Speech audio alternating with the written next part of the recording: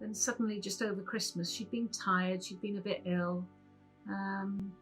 She went to a friend's house, and I'm not very good at this.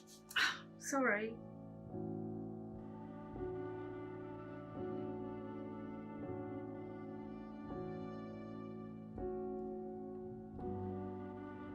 Claire was bubbly, full of life. She lived life to the full, enjoyed so many different things, travelling around the world. Then at Christmas time, she went to a friend's house, and the next thing we knew, Len, we had a phone call. She had a cardiac arrest at a friend's house.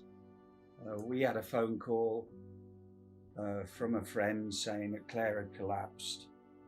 By the time we got there, which is only 5 minutes away, the paramedics were there already working on Claire.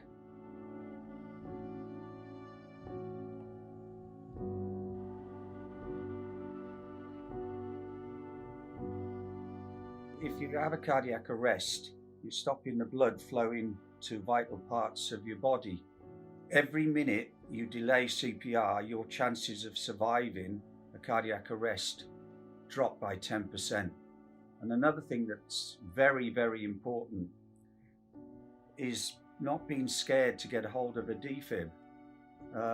People think that they can really damage someone using a defib. Well, the bottom liner is the person is going to die unless you use a defib.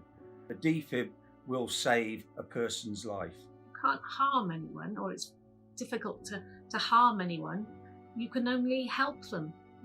So don't worry about, oh God, I'm not doing it right. Yeah, it's so important that people go and learn CPR. It's a very, very simple skill.